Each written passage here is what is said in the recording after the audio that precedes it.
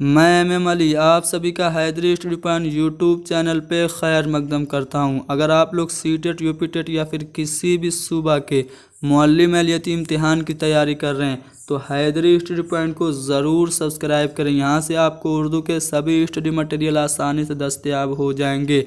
आज की अपने इस वीडियो में हम लोग अपने सीटेट उर्दू पेडागोजी की सीरीज़ की 19वीं वीडियो को डिस्कस करेंगे। जी हाँ दोस्तों, इससे रिलेटेड 18 वीडियोस अपलोड की जा चुकी हैं। अगर आप लोग ने हमारी वो वीडियोस नहीं देखी हैं तो डिस्क्रिप्शन में प्लेलिस्ट की एक लिंक होगी, उसकी मदद से ज़रूर देखिए। उस प्लेलिस्ट में आपको लगभग 35 से 40 वीडियोस मिल जाएंगी। पूरी जिम्मेदारी के साथ कह रहा हूँ कि अगर आप लोग वो 35 या 40 वीडियो देख लेंगे तो सीटेट क्वालिफाई करने से आपको कोई नहीं रोक सकता। सिर्फ आप सीटेट क्वालिफाई ही नहीं बल्कि उर्दू मजमून में 30 में से 30 नंबर आसानी से हासिल कर लेंगे। शर्त यह है कि पूरी मेहनत से आप उन सभी वीडियोस को देखें। तो चलिए शुरू करते हैं। शुरू करने से पहले मैं आपको बता दूं, कल यानी कि 8 नवंबर सुबह 10 बजे अनअकैडमी लर्निंग ऐप पे आपको उर्दू पेडागोजी की लाइव क्लास मिलेगी। जी हाँ दोस्तों, आप लोग इस क्लास को ज़रूर ज्वाइन कीजिए। कैसे करेंगे? आपको डिस्क्रिप्शन में एक लिंक मिलेगी, उस लिंक पे क्लिक करके आप सीधे हमारे क्लास से ज्वाइन हो सकते हैं। इस क्लास में ज्वाइन होने के लिए शर्त यह है कि आपके पास अनअकैडमी लर्निंग ऐप होना चाहिए। अगर नहीं है तो आप प्ले स्टोर से अनअकैडमी लर्निंग ऐप डाउनलोड कर लीजिए। यहाँ पे हम उर्दू पेडागोजी और बाकी के सब्जेक्ट की लाइव क्लास दस्तयाब कराते हैं। तो इस लाइव क्लास में आपको उर्दू पेडागोजी के सीटेट में पूछे गए कुछ इंपॉर्टेंट क्वेश्चन मिलेंगे, तो ज़रूर ज्वाइन कीजिए। चलिए शुरू करते हैं। आज का हमारा पहला सवाल, ज़बान बुनियादी तौर पर होती है, कैसी होती है? ज़बान जो है वो ख़यालात व जज्बात के इजहार का ज़रिया है। ज़बान को हम नकल करके सीखते हैं। ये सभी बातें आपको ज़बान से मुताल्लिक याद रखनी है। और ज़बान बुनियादी तौर पर होती कैसी है? तो शुरुआत से ही अगर हम ज़बान की बात करें तो ज़बान मौखिक रूप से वर्बली इस्तेमाल में आई, वजूद में आई। इस तरह से हम कह सकते हैं कि ज़बान बुनियादी तौर पर ज़बानी होती है, मौखिक यानी कि वर्बली होती है। अगला सवाल, उर्दू ज़बान में दूसरी ज़बानों के अल्फाज बखूबी इस्तेमाल होते हैं। इससे उर्दू की किस खसूसियत का इल्म होता है? आपने देखा होगा कि हमारी ज़बान उर्दू में संस्कृत के शब्द भी आसानी से इस्तेमाल हो जाते हैं। अरबी, फ़ारसी और तुर्की ज़बानों के अल्फाज को भी हम आसानी से इस ज़बान में इस्तेमाल कर लेते हैं। यानी कि उर्दू ज़बान सभी दूसरी ज़बानों के अल्फाज को भी अपने अंदर आसानी से समो लेती है। तो इससे उर्दू की किस खसूसियत का इल्म हो रहा है? जल्द कबूलियत का, रब्ते कलाम, मतन का, शक्लियात का या फिर गैर लचीलापन का। तो उर्दू ज़बान में दूसरी ज़बानों के अल्फाज घुल मिल जाते हैं। इसका मतलब ये है कि हमारी ज़बान की खसूसियत ये है कि ये दूसरी ज़बानों के अल्फाज को आसानी से कबूल कर लेती है। तो यहाँ पे हमारा जो जल्द कबूलियत है, ये उर्दू की खसूसियत का इल्म हमें होता है जब हम दूसरी ज़बानों के अल्फाज को आसानी से अपनी ज़बान में इस्तेमाल कर लेते हैं। तो इसलिए पहला वाला ऑप्शन सही है। अगला सवाल, ज़बान की तहसील, लैंग्वेज एक्विजिशन क्या होता है? क्या ग्रामर को समझने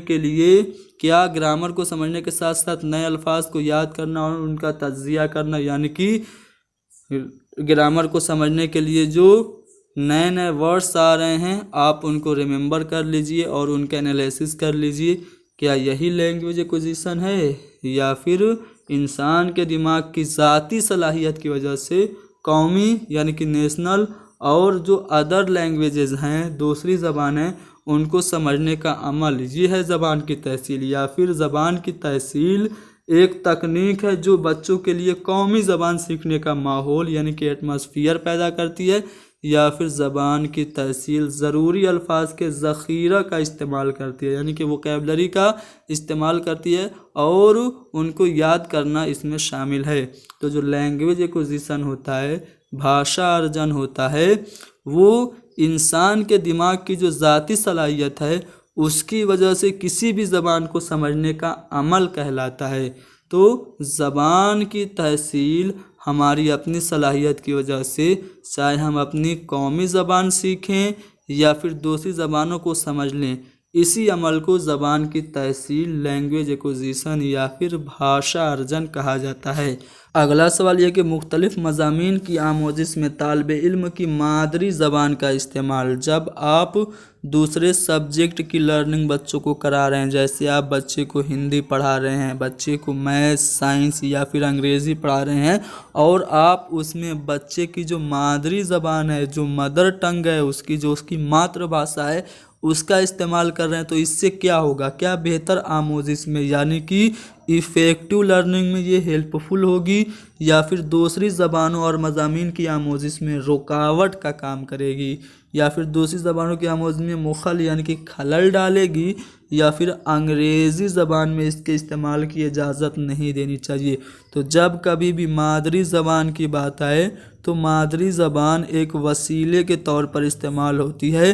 किसी भी दूसरे मज़ामीन या फिर किसी भी दूसरी ज़बान को सीखने के लिए मादरी ज़बान एक बहुत ही अच्छा आला और ज़रिया मानी जाती है, एक वसीला होती है मादरी ज़बान। क्योंकि मादरी ज़बान का जब आप इस्तेमाल क्लासरूम में करते हैं, टीचिंग लर्निंग में करते हैं, तो इससे फितरीपन आता है, स्वाभाविकता आती है। तो इसलिए हम कह सकते हैं कि जब हमें अदर सब्जेक्ट की लर्निंग करानी है और हम उसमें बच्चे की जो मदर टंग है उसका यूज़ कर रहे हैं, तो इससे जो लर्निंग है वो अच्छी होगी। इसलिए हम कह सकते हैं कि बेहतर आमोजिश में मादरी ज़बान मुआविन होगी। पहला वाला ऑप्शन सही है।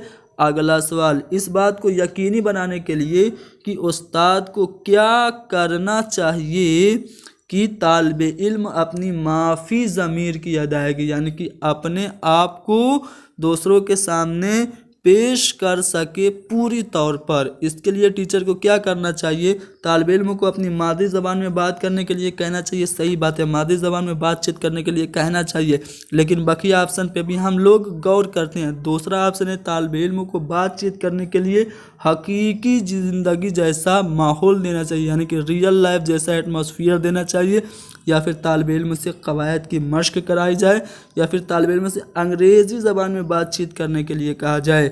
तो अगर आप चाहते हैं कि आपका स्टूडेंट अपने माफ़ी ज़मीर की अदायगी यानी कि अपने आप के बारे में दूसरों के समक्ष आसानी से पूरी तरह से पेश कर सके, तो आप तालिब इल्म को बातचीत करने का ज़्यादा से ज़्यादा मौका दीजिए और क्या कीजिए, हकीकी ज़िंदगी जैसा रियल लाइफ जैसा उसको एटमॉस्फेयर दीजिए। तो इसलिए तालिब इल्म को बातचीत के लिए हकीकी ज़िंदगी जैसा माहौल देने से तालिब इल्म अपने माफ़ी ज़मीर की अदायगी पूरी तरह से कर सकेगा। तो बी वाला ऑप्शन सही है। अगला सवाल, दर्ज खूबियाँ कोऑपरेटिव लर्निंग ग्रुप से मुताल्लिक हैं सिवाय, यानी कि यहाँ पे 4 खूबियाँ हैं, इसमें से एक कोऑपरेटिव लर्निंग से मुताल्लिक नहीं है। कौन नहीं है उसी के बारे में पता लगाना है। पहला है क्लास का ज़्यादा वक्त मश्क के लिए वक्फ करना, यानी कि ज़्यादा से ज़्यादा टाइम बच्चों को प्रैक्टिस करने के लिए देना। बिल्कुल सही बात है, ये कोऑपरेटिव लर्निंग ग्रुप से मुताल्लिक है। एक बे आवाज़ पे हरकत बहुत करीने वाला क्लासरूम, क्या ये कोऑपरेटिव लर्निंग के लिए मुनासिब है? जी नहीं दोस्तों, बिल्कुल नहीं है। बिना किसी आवाज़ का बहुत ज़्यादा रूल रेगुलेशन निज़ाम और बहुत ही ज़्यादा अनुशासन वाला जो क्लास होता है वो कोऑपरेटिव लर्निंग के लिए अच्छा नहीं होता है। कोऑपरेटिव लर्निंग के लिए बच्चों को इंटरेक्ट करने का मौका देना चाहिए। कोऑपरेटिव लर्निंग तभी बेहतर होगी जब बच्चे एक दूसरे से अपने ख़यालात का इजहार करेंगे, बातचीत करेंगे। तीसरे ऑप्शन पे भी गौर कर लेते हैं, टीचर मरकूज़ हिदायत का मुतबादिल यानी कि उसके जगह पे किसी और को रखा जाए। ऐसा क्लासरूम जिसमें टीचर मरकूज़ ना हो, यानी कि जो सेंटर्ड ना हो, टीचर सेंटर्ड ना हो।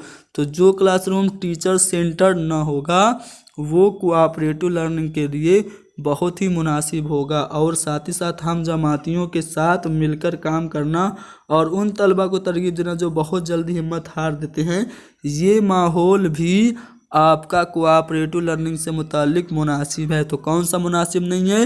एक ऐसा बेआवाज़, बेहरकत और बहुत करीने वाला क्लास जिसमें बच्चा बहुत ज़्यादा रूल रेगुलेशन में रहे, तो ये क्लासरूम कोऑपरेटिव लर्निंग ग्रुप से मुतालिक नहीं है। तो इसलिए हमारा बी वाला ऑप्शन सही होगा। अगला सवाल, बच्चे जब पहली बार स्कूल आते हैं तो उस वक्त अपनी मादरी ज़बान अच्छे से बोलते हैं, इससे मालूम होता है। 5 या 6 साल का बच्चा जब फर्स्ट टाइम स्कूल में जाता है तो अपनी मदर टंग को आसानी से यूज़ कर लेता है। वो अपनी मादरी ज़बान में मुज़क्कर मुअन्नस का फ़र्क करता है, बड़े छोटों का भी फ़र्क करता है, और वो क्या करता है, वाहिद जमा का भी फ़र्क करता है। ये हम देखते हैं 5 या 6 साल के बच्चे। तो जब बच्चा अपनी मादरी ज़बान अच्छे से बोल लेता है तो इससे क्या पता चलता है? इससे ये पता चलता है कि किस तरह हम बच्चे को पढ़ाएं और लिखाएं, या फिर उस ज़बान की और चीज़ों को सीखने की उसे कोई ज़रूरत नहीं, या फिर कम से कम एक ज़बान और उसके कवायद को जानते हैं, या फिर एक ज़बान की तमाम महारतों को मुकम्मल तौर पर सीख चुके हैं। तो जब बच्चा पहली बार स्कूल आता है और वो अपनी मादरी ज़बान अच्छे से बोल लेता है तो इससे ये पता चल रहा है कि बच्चा कम से कम अपनी मादरी ज़बान और उसके कवायद को तो जानता है। इसलिए यहाँ पे सी वाला ऑप्शन सही होगा। अगला सवाल आपके सामने है कि आमोज़गारों को अपने इल्म को खुद तश्कील देने वाला, यानी कि नॉलेज को क्रिएट करने वाला, ज्ञान को सृजन करने वाला समझा जाता है।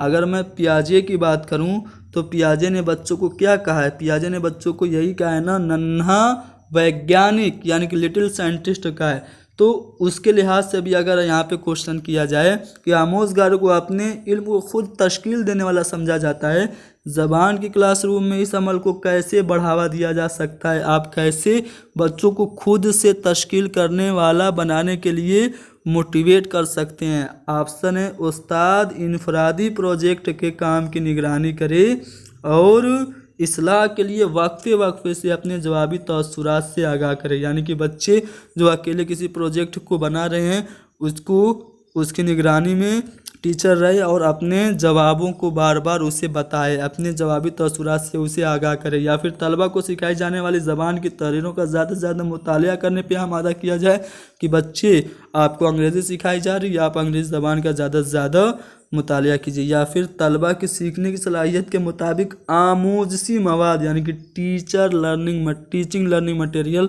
दस्तयाब कराई जाएँ, या फिर इनफरादी और इज्तिमाई सरगर्मियों को तक़वियत पहुँचाकर ताकि तलबा को सीखने के अमल में बाहमी ताउन और शिरकत मिल सके।